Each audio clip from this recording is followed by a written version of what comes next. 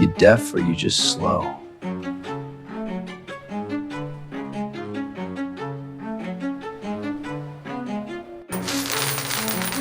Oops. Sorry about that, sir.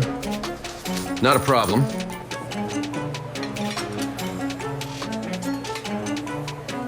You call this breakfast? Don't eat those eggs. I saw what he did. I've got a customer being aggressive, refusing to leave. Sir, please just calm down. Leave me alone. The man in the gray jacket. Oh, would you look at that? Something the cat dragged in. Dylan didn't even lift his eyes from his phone. He just wrinkled his nose toward the door, the way you do when you catch a bad smell and want everyone around you to know it. Megan leaned over the counter, grinning. Sir, this isn't a soup kitchen. You got money, or you just here to warm up? The man in the gray jacket said nothing. He walked forward, slow and easy, hands loose at his side. Hey, I'm talking to you. Dylan finally looked up. You deaf, or you just slow? The man glanced at the menu board above their heads. His voice, when it came, was quiet and level. Blue plate breakfast, eggs scrambled, extra toast, please. That's $11.99. You sure you can swing that? The man set a 20 on the counter. No frown, no flinch, just calm.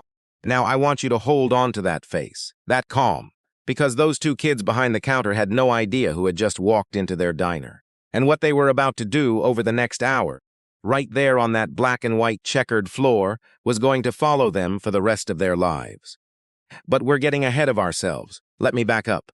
That morning had started quiet, real quiet. The man woke up at 5:30 in a house on the north side of Kansas City. It was a nice house, but nothing loud about it. No marble, no gold, no fountain out front. Just clean lines, warm wood floors, and a long hallway full of framed photographs.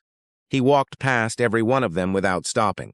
If he had stopped, you'd have seen something.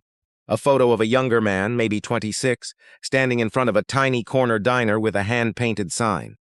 Another of him shaking hands with somebody important in a suit, a ribbon and a pair of scissors between them. A magazine cover framed behind glass, with his face on it and a headline he never liked to read out loud. And he didn't stop. He'd seen them 1,000 times, and he never much cared for looking at himself.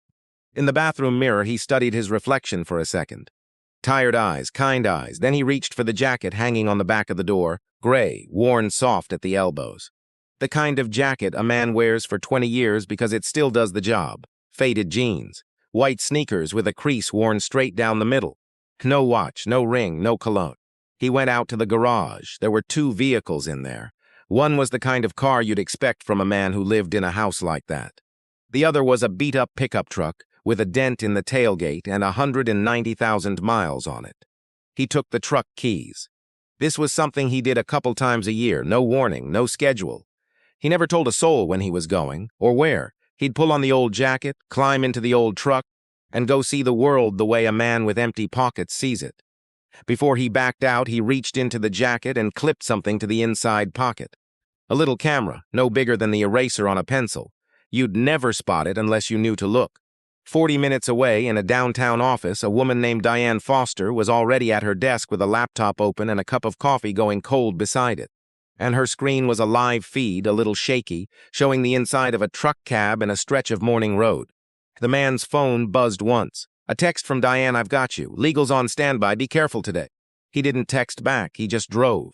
The sun wasn't all the way up yet. The streets were empty and gray and soft, the way cities look before they wake.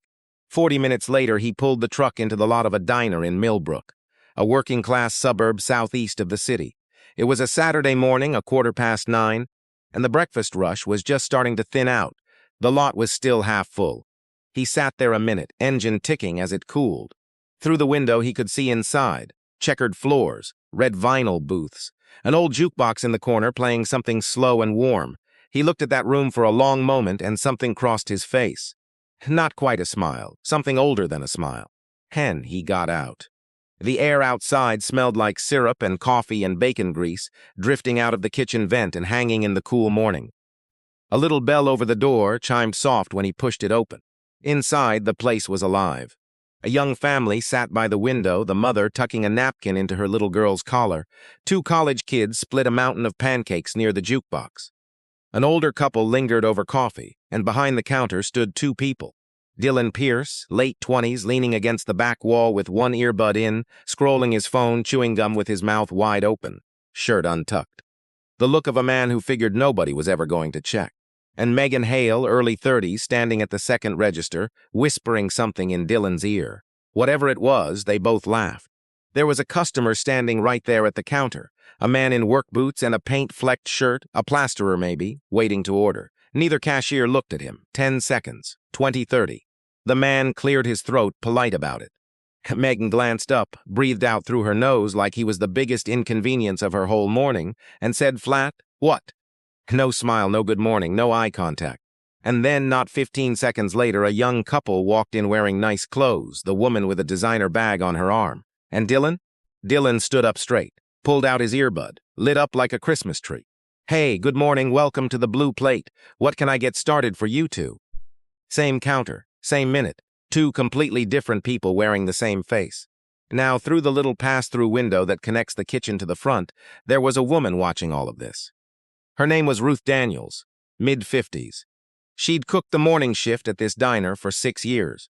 Her hands never stopped moving over that grill, flipping eggs, turning bacon, but her jaw was tight as a fist. She had seen this exact scene play out 100 times. She had written it down twice on official complaint forms and handed them up the chain. Both times those complaints vanished into thin air. And there was a reason for that, which we'll get to. But Ruth had learned the hard way that speaking up in this place got you nothing but a colder shoulder from the boy at the register. So she cooked, and she watched, and she waited for a day that never seemed to come. The man in the gray jacket stood just inside the door, taking it all in. His hands hung loose at his sides, his face gave away nothing. Then he walked up to the counter, and that's when Dylan opened his mouth. Megan leaned over his shoulder to watch, folded her arms, raised one eyebrow like this was going to be good. "Gotta be careful these days," Dylan said, loud enough for the closest booth to hear. "You just never know what's gonna wander in off the street." The man said nothing, his hands stayed at his sides, he just watched. Dylan snatched up the 20, slapped it on the register drawer, and started punching in the order. His fingers moved fast, too fast. And the man in the gray jacket caught the little screen the second before it flipped over to the total. $11.99 for the platter, tax, and then a third line that had absolutely no business being there. Preparation fee, $3.75. Total, $16.49. The man tilted his head, just slightly. "What's the preparation fee?" Dylan didn't look up. "Standard charge. Everybody pays it. I've eaten at Blue Plate diners before, other locations. I've never once seen that on a receipt." Now Dylan looked up. He planted both palms flat on the counter and leaned in close, and his voice dropped, not to a whisper, to that low, hard tone that dares you to say one more word. "Maybe those other places do things soft. Here, that's the price. You want the food, or you want to hold up my line?" A woman in the booth behind him glanced over. Her fork stopped halfway to her mouth. She looked away quick, pretending she hadn't heard. The man held Dylan's stare for 2 full seconds. Then he nodded once. "I'll take the food." Dylan made change out of the 20. But he didn't count it out, and he didn't hand it over. He shoved the coins across the counter with the back of his hand, careless, and 2 quarters and a dime rolled right off the edge, hit the tile, and spun in little circles before falling flat. Dylan looked down at the coins on the floor, then back up at the man, and his mouth curled into a lazy little smirk. Oops. Megan pressed a hand over her mouth. A laugh slipped out through her fingers anyway. The man in the gray jacket bent down without a word, picked up the coins one by one, slid them into his pocket, and then he walked to a booth near the kitchen window and sat down, quiet as ever. Under the table, he typed out a text. "Fake charge added to my order, almost $4. Not in our system. Keep recording." 4 seconds later, Diane wrote back, "Confirmed. It's not authorized anywhere. Legal is watching the feed live. Say the word." He set the phone face down, and he waited. Now here's a thing about waiting. When you're a man like this, waiting isn't doing nothing. Waiting is seeing everything. The diner hummed around him, forks scraping plates, low talk, the hiss of the grill, that old jukebox rolling through something soft and easy, the smell of butter and hash browns and coffee, all of it swirling together in the warm air. The young couple who'd ordered after him got their food first. Megan carried both plates out herself, set them down gentle as anything, smiled wide. "You two enjoy now. Holler if you need a thing." Their eggs were golden and fluffy and steaming, toast thick cut and glistening with butter. The man was still waiting. 5 more minutes, then 12. Finally, Megan brought his plate over, one hand carrying it, the other on her hip. She dropped it on the table with a thud that rattled the silverware, didn't say a word, turned and walked away without a backward glance. The man looked down at his plate. The eggs were overcooked, dry, rubbery, browning at the edges like they'd been sitting under a heat lamp, forgotten. The toast was 2 heel-end slices, the hard ends of the loaf that nobody wants, barely warmed through. 2 booths over, a man about his age was eating the exact same platter, fluffy eggs, flecked with pepper, golden buttered toast, same menu, same kitchen, same cook, same price, a completely different plate. And through that little pass-through window, Ruth Daniels saw his food go out. Her spatula stopped mid-flip. Because she had cooked that order herself, eggs scrambled soft, just the way the ticket said, bread from the center of the loaf. And what had landed on that table was not what left her grill. She looked toward the front. Dylan was leaning against the back wall, arms crossed, watching the man in the gray jacket with a lazy, knowing little grin. The man picked up his fork, cut into the eggs, cold in the middle. He chewed once, set the fork down, and pushed the plate a few inches away. He didn't complain, didn't wave anyone over. He just sat there, watching the room, filing away every single thing he saw. And then the front door chimed again. An older woman stepped inside. She moved slow, one hand steadying herself on the doorframe. She wore a floral dress, neatly pressed, and a little hat pinned to the side of her hair, the kind of hat a woman wears to church, a thin gold chain at her collar, a small purse hanging from the crook of her arm. She made her way to the counter with careful, steady steps. Hagen was wiping the register screen, eyes down. "Excuse me, dear," the woman said, soft. "Could you tell me what the soup of the day is?" Megan kept wiping, 5 seconds, 15. The old woman stood perfectly still, waiting, with the patience of somebody who had spent a whole life waiting like this. "Excuse me," she said again, a little louder. Hagen finally looked up and let out a long, put-on sigh, the kind of sigh built to make a person feel like a burden just for standing there. "Ma'am, you're gonna have to speak up. I can't understand a word you're saying." She'd been speaking just fine. Everybody within 15 feet had heard her clear as a bell. "I was only asking about the—" And Dylan cut in from the back without even turning around. "Try the kids' menu. Simpler options, easier to point at." Hagen bit down on her lip. A laugh escaped through her nose anyway, a small, ugly little sound. The old woman's fingers tightened on her purse strap. Her chin dipped down toward her chest, her lips pressed together, not in anger, in that quiet rehearsal of a person who learned a long time ago that some rooms were never built for people like her. She turned, and she walked out without ordering. The bell chimed soft behind her, and that little sound just hung there in the air, like a scadad note nobody wanted to hear, nobody called after her, nobody cared. Nobody, that is, except the man in the gray jacket. Because when that old woman turned to leave, he got a good look at her face, and his own face changed. He knew her. Not from anything recent. From a long time ago, a lifetime ago, from back when he was a skinny 17-year-old kid washing dishes at a diner clear across the state, sleeping some nights in the storeroom because he didn't have anywhere else to be. There'd been a woman who worked the counter there, a woman who used to slide him a plate of whatever was left at the end of the night quiet so the owner wouldn't see, who used to tell him, "You eat, baby. A hungry man can't build anything." He'd never forgotten her face. Not in 30 years, not in 10,000 mornings. And she had just been laughed out of his diner. He set his coffee mug down. His hand was steady, but the knuckles had gone pale around the handle.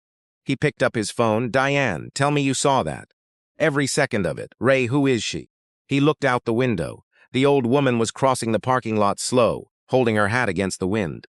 "Somebody who was kind to me," he typed, when there was nothing in it for her. "Pull the loyalty records. I want her name." On it. He set the phone down. And whatever had been calm in him all morning, it was still calm. But it was a different kind of calm now. The kind of calm that comes right before everything changes. He needed to see the rest of it. So he ordered a second cup of coffee just to have a reason to sit, and he watched. And what he saw was not random, it was a system. A man came in wearing a delivery uniform, tired, on a break, and ordered a coffee to go. Dylan rang him up $2 over the board price. When the man frowned at it, Dylan just shrugged. Prices went up. They hadn't. The man in the gray jacket knew every price in that building, because he had approved every one of them himself. A woman in scrubs ordered an iced tea. Megan filled the cup halfway, snapped the lid on, slid it across without a word. 3 minutes later, a well-dressed teenager ordered the same tea, and Megan filled it to the brim, smiled, and said, "There you go, hon." A young man came in with a backpack, a community college hoodie ordered at the counter. Dylan pointed at the bag. Backpack stays up front. Store policy. There was no such policy. Not at this location, not at any of them. The kid hesitated, then set his bag by the door and went to wait. Not 30 seconds later, a man in a blazer walked in with a leather messenger bag over his shoulder, walked right past Dylan and sat down. Dylan didn't say one word about it. And the young man saw it, saw the whole thing happen in real time. He turned to Dylan, voice low but steady. "You didn't say anything to him about his bag." Dylan's grin dropped. He came out from behind the counter, closed the distance until they were 2 feet apart. "You got a problem? Because I can make a phone call right now. Cops love guys who make trouble." The kid's jaw went tight. His eyes dropped to the floor. When his food came, he grabbed it, grabbed his backpack, and walked out without a word. The man in the gray jacket did some quiet math in his head, the fake fees, the padded prices, the half-poured drinks. He figured Dylan was skimming maybe $300 a shift. And Megan was covering it, voiding the extra charges out of the register after each customer left, so the drawer balanced at the end of the night. It wasn't sloppy, it was organized. It had the smooth feel of something that had been running a long, long time. That was enough. He'd seen enough. He got up, walked to the back toward the restroom. The narrow hallway there was lined with framed photos. The first diner, the first crew, arms around each other, the first newspaper write-up mounted behind glass. He'd hung those photos himself in every single location, all 52 of them. On his way back, the kitchen door was cracked open a few inches, and there stood Ruth Daniels, spatula in one hand, apron dusted with flour, her dark eyes locked right on his through the gap. She looked left, she looked right, and she whispered, "Don't eat those eggs." The man stopped. "I saw what he did, right before your plate went out. He had it sitting under the lamp on purpose, and she swallowed. He spit in the grits on the last poor fella who gave him lip. I don't know what he did to yours, but don't eat it." Cold went straight down the man's spine. "I've tried telling somebody," Ruth went on, the words tumbling now, fast like water breaking through a crack that's held too long. "Twice, wrote it all down, handed it right up the ladder. Both times, nothing came back, nothing. Because the regional manager, Roy Pierce, that's Dylan's uncle. The complaints just disappear into his drawer and they never come out." Her eyes were glassy, not crying, just the bone-tired look of a woman who'd been carrying something too heavy, too long, all by herself. The man looked at her, steady, and his voice, when it came, was quiet and sure. "Thank you, I heard you, and I promise you that's the last complaint of yours that ever disappears." Ruth blinked hard. She didn't understand what he meant, but something in the way he said it made her nod fast and step back behind the door. The man returned to his booth. He looked at that plate of eggs one more time, and he pushed it clear to the far edge of the table. He picked up his phone. "Diane, full legal standby. Call the county health department and pull every complaint filed at this location in the last 8 months, every single one. I want to know how many got buried." "Already moving. Ray, the team can be there in 20 minutes. Send them." He set the phone face down. His posture hadn't changed. His voice hadn't risen once since he'd walked through that door. But behind his eyes, something had come all the way awake. He wasn't just watching anymore. Now, he could have walked up to that counter right then and ended it, but he didn't get the chance, because Dylan wasn't done. The man went back up to the register, every step easy, measured, calm. His sneakers barely made a sound on the tile.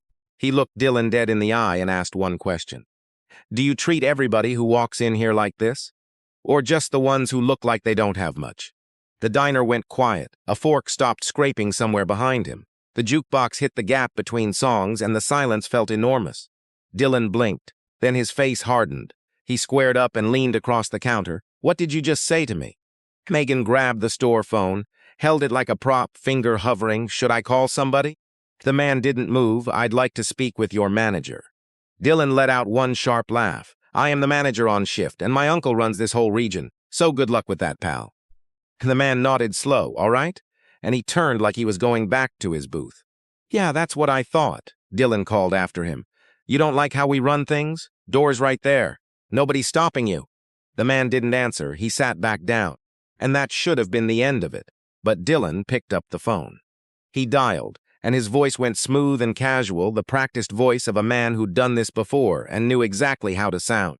"Yeah, hi. I've got a customer here being real aggressive, refusing to leave, making threats to my staff. Can you send somebody out?" "Thanks." The man in the gray jacket had not raised his voice one time. He had not moved toward anyone. He had not made a single threat. He'd asked one question. But Dylan was building a story, and Megan started helping him build it. She stepped out from behind the register and started performing for the whole room, her voice loud and shaky and theatrical. "Sir, we asked you nicely to leave. We don't want any trouble here. Please just calm down."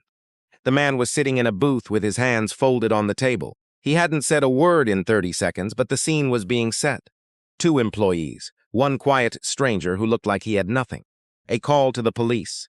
The kind of story that writes itself the second a squad car pulls into the lot. A couple of customers pulled out their phones and started recording. An older man in a ball cap shook his head, slow. A mother by the window quietly gathered her kids and moved to a farther booth. 4 minutes later, a Millbrook police cruiser rolled into the lot, no lights, but every head in that diner turned to the window. Officer Dale Reynolds walked in, mid-40s, broad-shouldered, one hand resting easy on his belt. His eyes swept the room, reading it before anyone said a word. Dylan was already moving, coming around the counter, pointing. "That guy right there. He's been harassing my staff, refusing to leave, getting aggressive. I called because I was genuinely worried about everybody's safety." Officer Reynolds looked at the man in the gray jacket. The man hadn't moved, hands folded, coffee half gone in front of him. "Sir," Reynolds said, walking over, "gonna need to see some ID." The man reached into his jacket, slow, and set his license on the table. Reynolds picked it up, read the name, looked at the man's face, read the name again. And then something in his expression shifted just a hair. "Officer," the man said, calm. "I asked one question about the service here. I haven't raised my voice, I haven't threatened a soul, and I haven't refused to leave." Reynolds glanced around the room. The 2 customers with phones were still filming. The old man in the ball cap caught the officer's eye and shook his head, slow. A small, clear signal that said everything without a single word. Not one person in that whole diner backed up Dylan's story, not one. Reynolds turned to Dylan, and his tone had gone noticeably cooler. "I'm not seeing a disturbance here. I'm going to need to speak to both of you, separately." Dylan's face cracked, just a little. A flicker behind the eyes, like a man realizing the script he'd rehearsed might not go the way he'd planned. But it was too late for scripts, because outside another vehicle had just pulled into the lot, and the woman climbing out of it was about to change everything. The front door opened. The bell chimed one more time. Diane Foster stepped inside. Navy blazer, pressed white blouse, heels that clicked sharp against the tile. She carried a tablet in one hand and a leather folder in the other. Behind her came 2 men, broad-shouldered, calm-faced, wearing black polos with a small gold logo stitched on the chest. Had the blue plate logo. Every conversation in the room dropped to a murmur. Even the jukebox seemed to hush. Dylan glanced at the door. He didn't recognize any of them. He stepped forward, chest out, still riding the last of his adrenaline. "Ma'am, we're in the middle of something here. You'll have to wait." Diane didn't look at him. She didn't slow down. She walked past the counter, past Officer Reynolds, and stopped right in front of the booth where the man in the gray jacket sat. "Mr. Donnelly," she said. Clear, loud enough for the whole room to hear. "We have everything. Legal's reviewed the footage. We're ready whenever you are." Dylan's mouth came open. His eyes darted from Diane to the man and back. The man stood up from the booth. He didn't rush. He reached to his jacket collar and unzipped it partway, and there, clipped inside the pocket, was the little camera. That lens, no bigger than a pencil eraser, had been recording every second since he walked through the front door. He looked at Dylan, then at Megan, frozen behind the register with the phone still in her hand, and he spoke. "My name is Ray Donnelly. I'm the founder and the owner of the Blue Plate. Every location, every menu, every paycheck." He paused. "Including yours. You could have heard a pin drop, no forks, no grill, no music, just the hum of the lights and Dylan's breathing getting heavier by the second." Dylan's face went from red to white in about 5 seconds. His lips moved, but nothing came out. Finally, a broken little stammer. "Wait, I didn't know." "You didn't know what?"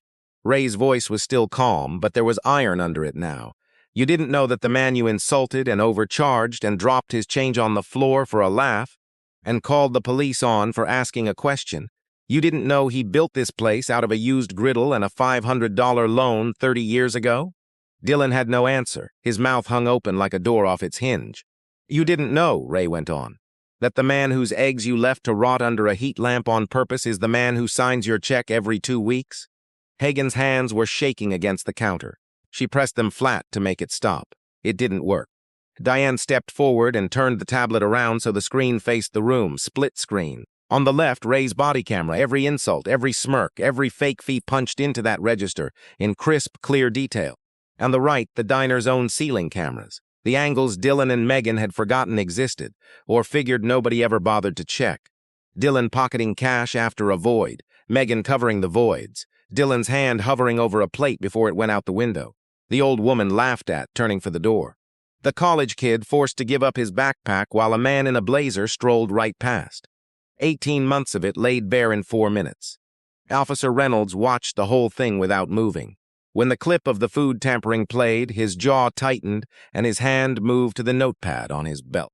Dylan tried one last card, his voice cracked, desperate, reaching for the only lifeline he'd ever had. My uncle, Roy Pierce, he's the regional manager. Just call him. He'll straighten this out. He'll explain. Roy Pierce, Diane said, cutting him off clean, was placed on administrative leave 40 minutes ago. Legal is already reviewing 18 months of error complaints and falsified performance reviews with his name on them. She let that sit. There's no one left to call, Dylan. Dylan's knees buckled. He caught himself on the counter with one hand. Megan let out a small, choked sound, somewhere between a gasp and a sob. Officer Reynolds closed his notepad. I'm going to need a copy of that footage, the tampering, specifically. That's a felony under state law. Already prepared, Diane said. Your department will have it within the hour. Ray Donnelly stood in the middle of his own diner, surrounded by the silence of 2 people whose whole world had just come down in 3 minutes. He didn't gloat. He didn't shout. He didn't even raise his voice. He looked at Dylan, the man who'd told him he looked like something the cat dragged in, and he said quiet, You had a good job. You had a steady paycheck. You had customers who trusted you. And this is what you did with all of it. Dylan said nothing. For the first time all morning, he had nothing to say. Then he broke. His whole body seemed to cave in. He took a step toward Ray, palms up, voice cracking into something that was trying to sound like remorse. Mr. Donnelly, look, I was having a bad day. I swear I didn't mean any of it. It was jokes. I'm sorry. I'm really sorry. Ray looked at him the way you look at a man who just insulted your intelligence and expected a thank you for it. A bad day, he repeated. We've got footage going back 18 months, Dylan. 18 months of fake fees. 18 months of skimming the drawer. 18 months of people getting treated like dirt because of what they were wearing. 18 months of Ruth Daniels filing complaints your uncle threw in the trash. He let each one land like a stone dropped in still water. That's not a bad day. That's who you are when you think nobody's watching. Dylan's mouth opened, but nothing came out. His eyes were wet, and it wasn't from guilt, it was from fear. The kind that hits when you realize every exit's locked, and you're the one who turned the key. Then Megan tried. She stepped out from behind the register, tears running, hands clasped at her chest. I didn't want any of this. Dylan told me what to do, and I was scared of losing my job, so I just went along with it. I never wanted to hurt anybody. Diane opened the folder. She laid 3 printed screenshots on the counter, one at a time, each one time stamped. This is you laughing after an elderly woman left this diner in tears. This is you voiding a fraudulent charge while Dylan counted cash behind you. And this is you leaning over to tell him which customer to hit with the fee next. She looked her in the eye. You weren't a bystander, Megan. You were his partner. Hagen grabbed the counter and sobbed, loud and ugly and shaking. Nobody moved to comfort her. Ray straightened his back. Dylan Pierce, Megan Hale, you're both terminated effective right now. Theft, fraud, health code violations. Final checks will be mailed. You are not to set foot in this or any blue plate again. Officer Reynolds stepped up. I'll need you both to stay available. That food tampering alone is a felony. Dylan didn't fight it. He walked toward the door, head down, one security officer on each side.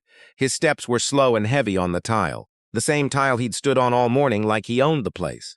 Hagen followed, still crying, clutching her purse. The door swung shut, the bell chimed, that same cheerful little sound it always made, but this time it sounded like the period at the end of a very long sentence. And then somebody clapped, slow at first, then more of them joined in. The old man in the ball cap nodded once toward Ray. The mother who'd moved her kids wiped her eyes. But Ray wasn't listening to the applause. He'd already turned toward the kitchen.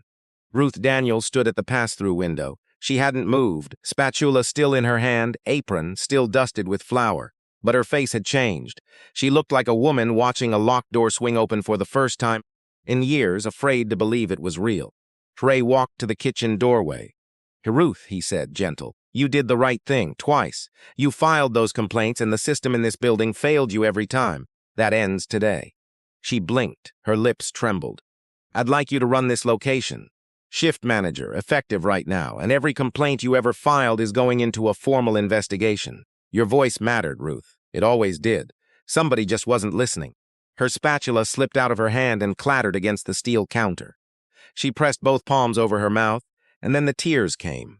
Not the desperate, cornered tears Megan had cried. The quiet, deep, shaking kind that only come when something you'd stopped letting yourself hope for finally arrives. 6 years. 6 years of cooking good food and keeping her head down and hoping somebody, anybody, would listen. Somebody finally did. But Ray had one more thing to do, and it was the thing that mattered most.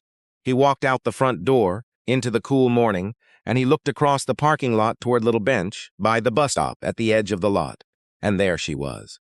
The old woman in the floral dress and the little church hat, sitting with her purse in her lap, waiting for a bus, still holding onto her dignity like a coat pulled tight against the cold.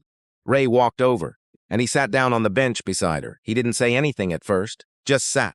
Then, quiet, he said, "Ma'am, do you happen to remember a diner on Route 9 30 years back? Little place. There was a boy there who washed dishes. Skinny kid, used to fall asleep in the storeroom." The old woman turned and looked at him for a long, long moment. Her eyes moved over his face, searching, and then something in them softened, and something else caught. "There was a boy," she said slowly, "hungry thing. Never had 2 nickels. I used to feed him at closing so old Mr. Harmon wouldn't see." Ray's eyes filled. "You told him a hungry man can't build anything." Her hand came up to her mouth. "That was you?" He nodded, and for the first time all morning, he smiled. A real one. "Your name is Alice Bennett," he said. "I had my people look. I've been trying to remember your name for 30 years, and I couldn't, and I've felt bad about it every single day, so." "Alice." He took a breath. "I owe you about 1,000 meals, and I've built 52 places to serve them in." Alice Bennett laughed, and it turned into a cry, and she reached over and took his hand in both of hers, the way you hold something you thought you'd lost. "You come back inside," Ray said. "Ruth's running things now. She makes the best soup in 3 counties. And Alice, there's a booth by the window with your name on it. Every day for as long as you want it. On the house, forever. That's not charity, that's a debt, and I mean to pay it." Now that could be where the story ends, but it isn't. Because I promised you these 2 would pay for what they did, and I don't leave a story half told. The investigation tore that location apart, board to board, every receipt, every void, every drawer count, and it was worse than even Ray had guessed. The skimming had been running 18 months. The total came to just over $60,000. Roy Pierce, the uncle, had buried 9 separate complaints. 9, including both of Ruth's. He'd been signing off on glowing reviews of Dylan for 2 years, reviews that read like fiction, because that's exactly what they were. When the company lawyers asked him why, all he said was, "He's family. I was trying to give the kid a chance to grow." A chance to grow, 18 months of theft, and he called it that. The charges came down hard. Dylan Pierce was charged with felony food tampering, theft, and filing a false police report. Megan Hale took a plea, accessory to fraud, and got probation, community service, and a mark on her record that would sit on the top of every job application for the rest of her life. Roy Pierce was charged with obstruction and falsifying business records, and he was barred for good from ever managing in the food business again. But here's the part I really want you to hear. About a year after all of it, a letter came to the Blue Plate corporate office, handwritten, from Dylan Pierce. He'd done his time. He was working a warehouse night shift now, and going to the meetings the court ordered, and somewhere in all of that, something had finally cracked open in him. The letter wasn't asking for his job back. It wasn't asking for anything. It said, "I've watched that video of myself about 100 times, the one everybody shared. And every time I look at that man I called something the cat dragged in, and I don't recognize who I was. I thought I was somebody because I could make other people feel small. I know now that's the smallest a person can be. I'm sorry. Not because I got caught. Because you were right. That's who I was when I thought nobody was watching. I'm trying to be somebody different now. Somebody who'd have handed that man his change with both hands." Ray read it twice, and then he wrote back just one line. "The fact that you finally saw it means you're already becoming him. Keep going." 6 months later, the diner in Millbrook looked like a different place. Not the walls, not the checkered floors, not the red booths or the old jukebox still rolling through Motown on a slow Saturday morning. Those stayed the same. Ray had built them to last, and they did. What changed was the feeling. Ruth Daniels stood behind the counter now. not hiding behind the pass-through, not whispering warnings through a cracked door, running the place. Her name tag said so, and her shoulders said it louder. She greeted every single person who walked in, and she meant it every time. The staff around her were new and trained right, and they smiled because they wanted to. And every morning, 9:15, an old woman in a floral dress and a little church hat came through the front door. She didn't brace herself at the threshold anymore. She didn't get ready for what might come from behind the counter. She walked in like she belonged, because she did. "Morning, Miss Alice," Ruth would call. "The usual?" "Yes, baby, the soup. And a little of that cornbread if you've got it." "Always got it for you." Alice would sit in the booth by the window, the same booth where once 2 people had made her feel like she wasn't welcome in her own neighborhood. Now she sat there with her soup and her cornbread and a little laminated card in her purse she kept like a badge of honor. And one Saturday in the late spring, the front door opened and a man walked in, not in a gray jacket this time, just a plain shirt, an easy smile, nothing flashy about him at all.